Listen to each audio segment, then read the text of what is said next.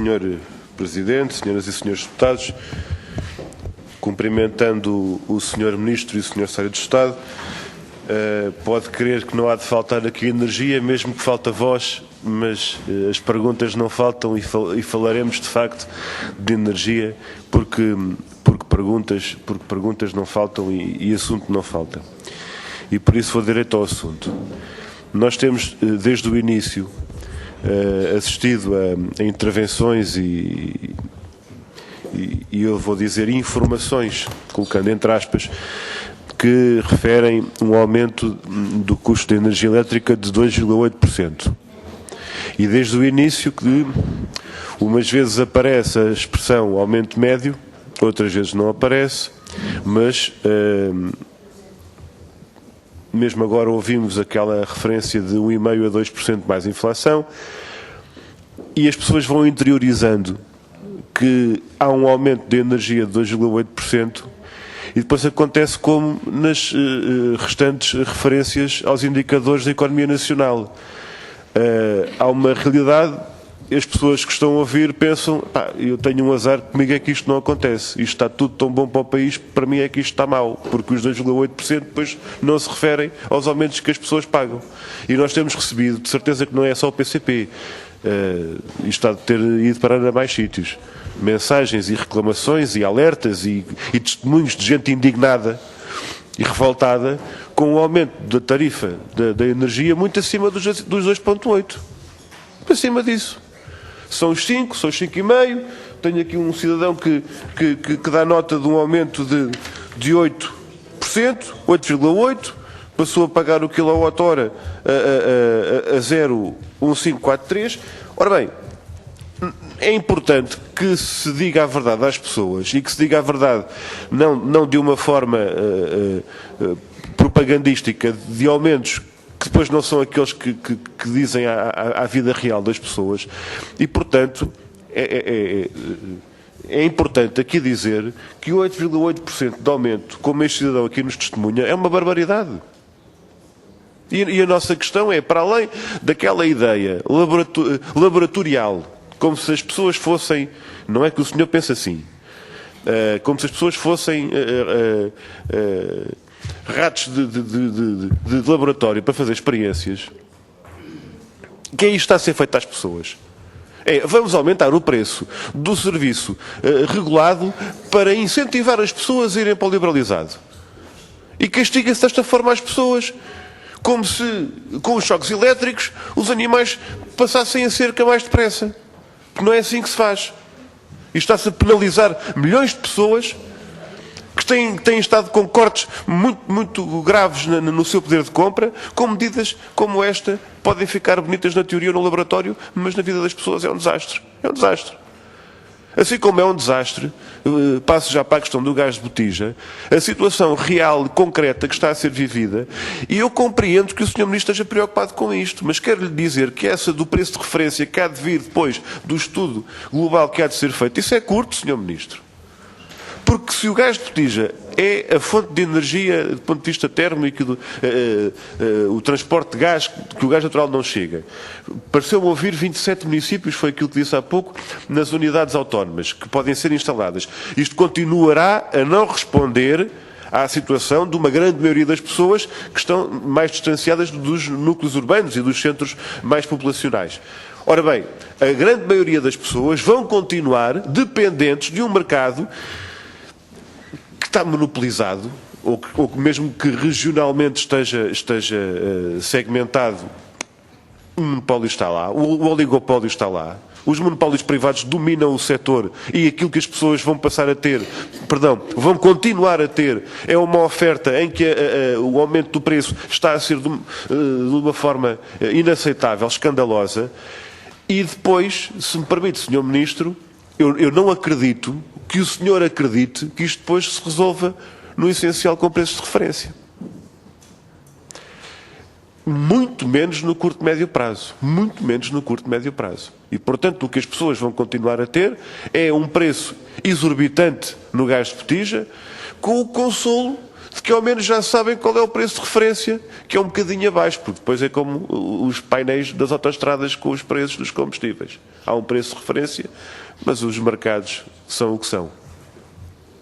Depois, Sr. Ministro, há uma referência que tem que ser feita a propósito do que há pouco foi dito dos combustíveis low cost, para dizer, como o senhor sabe, que a Assembleia da República, nos termos da Constituição, é um legislador até mais qualificado do que o Governo, do ponto de vista institucional, do ponto de vista constitucional e institucional. E, portanto, não temos nada que dar contributos para o anteprojeto de decreto-lei. Se o Governo quer um debate aberto e quer os grupos parlamentares a participar, venha daí a proposta de lei que a gente depois trata do resto. E fazemos as alterações que tivermos a fazer e discutiremos na Assembleia o que tivermos a discutir. Não é fazer agora uma espécie de caixa de sugestões e de reclamações para que os partidos possam dar um contributo para que o Governo depois faça um decreto-lei. Não, senhor, isto não é assim. O senhor tem um decreto-lei, façam. Há meses, há anos que andamos a falar nisso. Tragam o decreto-lei de uma vez por todas.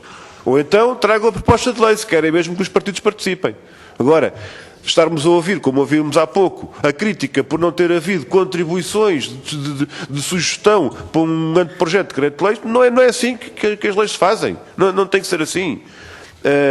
A mesma coisa em relação ao decreto-lei, a mesma coisa, isto é, quanto à morosidade da legislação no decreto-lei do autoconsumo, que o Sr. Ministro anunciou há pouco. Há muito tempo que se está à espera desse decreto-lei do autoconsumo. Isto está na parte da microgeração. Já estou, não estou a ir por setores nem por ramos, estou a ir do ponto de vista dos temas políticos. O diploma do autoconsumo, é importante que se diga de uma vez por todas quais são as opções fundamentais não vamos cair no erro de haver uma legislação que é daquelas que mais valia não existir. Que antes de haver era mau, depois de haver era péssimo. O caso, por exemplo, da portaria a portaria da comunicação prévia, que gerou uma confusão no setor, de tal forma que depois daquilo sair ainda estava a Direção-Geral de Energia a dizer que havia projetos rejeitados por falta de base legal, ao nível da microgeração. E, portanto, é importante que haja aqui a referência das opções fundamentais que estes diplomas consagram. No caso das low cost, já vimos o anteprojeto, poderemos discuti-lo no momento próprio, do ponto de vista da Constituição.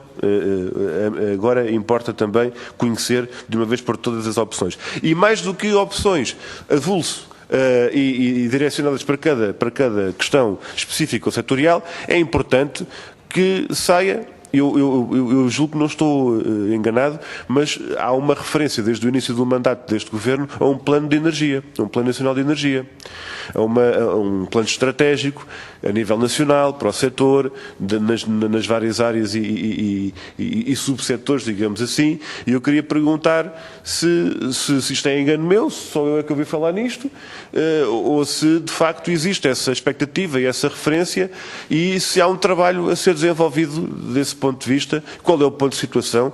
Porque o tempo vai passando, já vai mais de metade do mandato e ainda não há plano que tanto se falava ao início. Eficiência energética. Falou-se há pouco na iluminação pública e no papel das autarquias. É um excelente exemplo do estado em que nós estamos, porque, por exemplo, desde julho do ano passado, que a AML tem um pedido de reunião precisamente sobre esta questão, porque o problema da eficiência energética e da iluminação pública está capturado.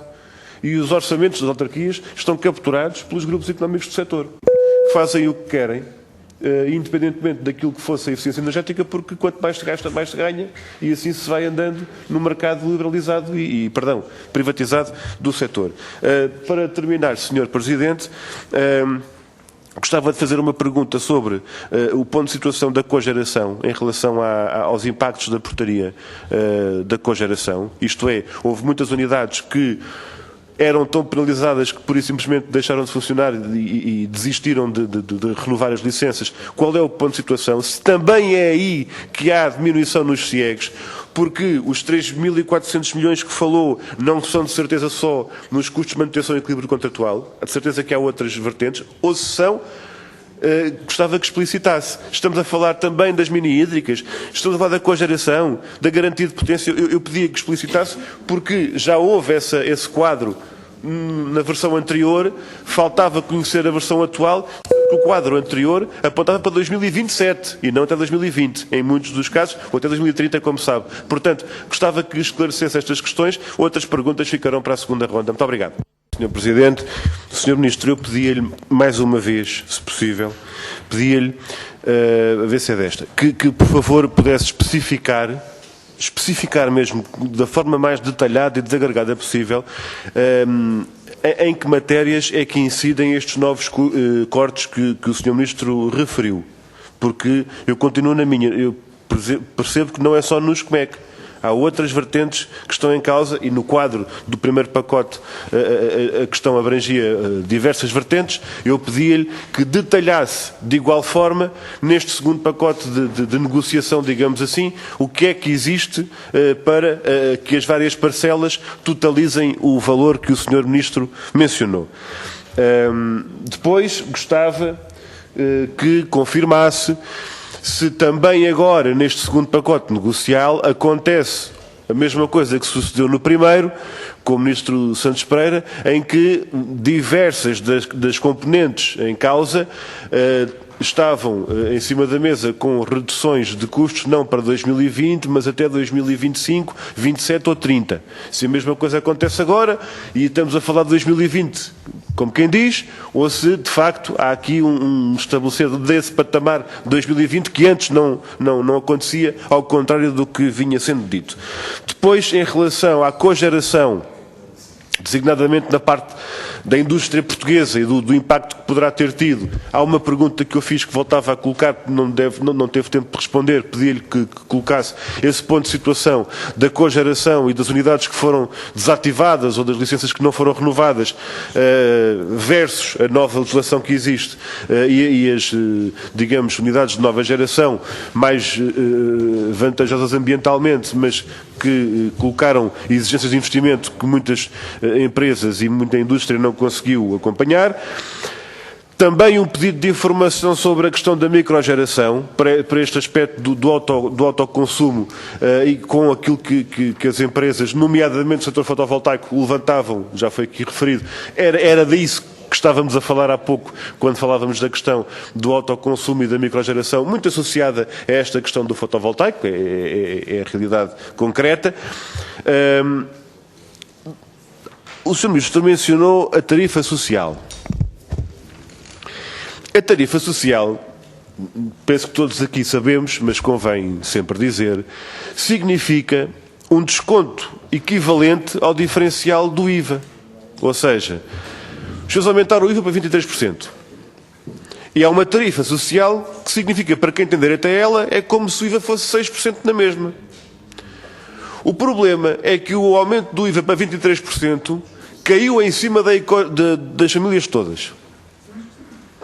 E a tarifa social abrange 70 mil famílias. Quando há perto de 1,9 milhões de portugueses abaixo do limiar de pobreza. E quando nós temos uma situação, já não vou àquela parte mais absurda e mais revoltante, que é associar diretamente o direito à tarifa social às prestações sociais. E, portanto, quem perde o subsídio social de desemprego, perde tarifa social. Quem perde o abono de família, perde tarifa social. Isso já é o cúmulo do ridículo e do absurdo e do revoltante. Agora, que haja milhões de pessoas neste país, praticamente 2 milhões de pessoas, que estando abaixo do limiar da pobreza, que estão a ser penalizadas de uma forma brutal pelo aumento do IVA na energia e por estes custos, tal como estão a ser colocados, em cima da questão fiscal, como agora aqui falávamos, o Sr. Ministro não deve responder com a tarifa social, deve responder com medidas de fundo na política energética. Sim, senhor. O senhor diz que não é a política energética que responde aos problemas sociais. Eu respondo que a política energética está a provocar problemas sociais. E está a agravar os problemas sociais que existem. Há situações mais graves do que existiam antes por causa da política energética, Sr. Ministro. E quer ver, o senhor há pouco falou, e o Sr. Estado também, que há aqui responsabilidades que devem ser atribuídas ao regulador. Lá está, é aquilo que a gente há anos falava quando falava da questão da regulação. Depois politicamente não há quem responda.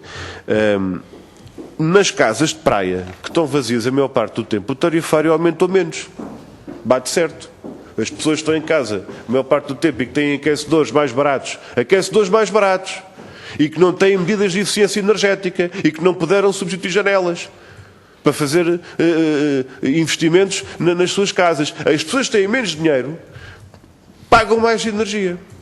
As pessoas que vivem melhor, as pessoas que têm melhores condições para investir, as famílias que vivem com rendimentos mais elevados, são menos penalizadas. É o que eu digo, Sr. Ministro. Esta política energética está a provocar e a agravar problemas sociais. E, portanto, Sr. Ministro, há aqui questões concretas que nós gostaríamos de colocar. Uma última questão nesta ronda que tem a ver com o gás, com o GPL. Saiu a legislação e o diploma do Governo para a rede de GPL. A pergunta que colocamos é, se não houverem empresas interessadas em levar essa rede para o terreno e de construir a rede, qual é a resposta que está prevista pelo Governo, numa questão que nós vimos colocando há muitos anos, que o PCP vinha defendendo o GPL, peço desculpa, o natural liquefeito, o gás natural para o transporte rodoviário, não o GPL. O GNL e o GNC. Qual é a solução, nesta medida que o PCP defende há tantos anos, que o Governo preconiza, deixando assim desta forma a empresas que podem não ter manifestamente interesse em avançar com ela? Muito obrigado. Sr. Presidente, não vou reincidir em questões já colocadas. Há só um assunto que já foi aqui abordado, relativamente ao qual uma pergunta que não foi feita concretamente e que eu pedia que fosse respondida. Tem a ver com o apuramento dos auxílios concedidos no passado em excesso, do ponto de vista dos custos políticos em relação à produção de energia. E se nesses custos de interesse económico geral aquilo que surge como recomendação, uma das recomendações da Autoridade da Concorrência, a realização de uma auditoria independente. Eu gostava de perguntar qual é o ponto de situação sobre a decisão nessa matéria, se avança ou não avança essa auditoria, dentro daquela lógica de não aceitar o princípio de o que lá vai. Porque se as pessoas que têm um apoio social, uma prestação social não contributiva, que receberam por lapso dos serviços um abono de família acima do que tinham que receber, são logo intimados a devolver o dinheiro e aquilo é descontado e não recebem mais nada. Bom, se há aqui auxílios concedidos em excesso no passado, não estamos a falar de dezenas de euros nem de centenas, como acontece com estas pessoas que depois a Segurança Social lhes cai em cima. A segunda questão tem a ver com o problema do gás natural, o acréscimo, o alargar desta moda muito má, muito triste e muito grave das listas negras, que em vários setores já existem. Há uma ideia ou uma proposta que tem vindo a surgir no gás natural. A AGN também já veio com essa ideia e a pergunta é se o Governo vai aceitar ou vai intervir ou vai tomar medidas em relação a esta ideia que aparece de mais uma lista negra de não pagadores, ou se vai deixar as coisas avançar nesse sentido. Terceira questão, o chamado PDIRGN, não é? O Plano de Desenvolvimento e Investimento na Rede de Gás Natural. O que é que o Governo pode dizer sobre o plano de investimento da REN e da ideia que surge, portanto, a terceira questão, o plano de desenvolvimento e investimento da rede de gás natural, de ser suportado pelos consumidores via tarifa, de repercutir nos consumidores esse investimento, e que avaliação faz o Governo das infraestruturas projetadas face à opinião crítica da ERSE. Já falou aqui da interligação, há outras matérias, já falou das unidades autónomas, falta aqui uma visão integrada deste plano de investimento e desenvolvimento. Último ponto, para terminar, Sr. Presidente, parece-me que a resposta do Governo de dizer que agora a ambição vai mais longe e já não é um plano nacional de energia, mas sim um plano de ação para o crescimento verde, um plano de planos. Eu não vou dizer, como noutros setores, que o Governo fará aqui uma espécie de coleção de fascículos depois com uma encadernação bonita, mas, ou não. O que digo é que depois corremos o risco de faltar aqui o fascículo de energia. É que se nós temos o micro, se temos, por exemplo, o micro, salvo seja, temos aqui o plano para as renováveis, que já existe. Depois temos o plano para o crescimento verde. Mas um plano de energia, que é o que qualquer país deve ter, não deve ficar diluído entre o aparecer de um plano de grande alcance e grande ambição para 2030 e a escala mais específica das renováveis. Deve haver um plano de energia. E a pergunta que eu lhe coloco é se esse plano mais ambicioso substitui, no seu entender, um plano concretamente que deve ser feito nesta vertente. Muito obrigado.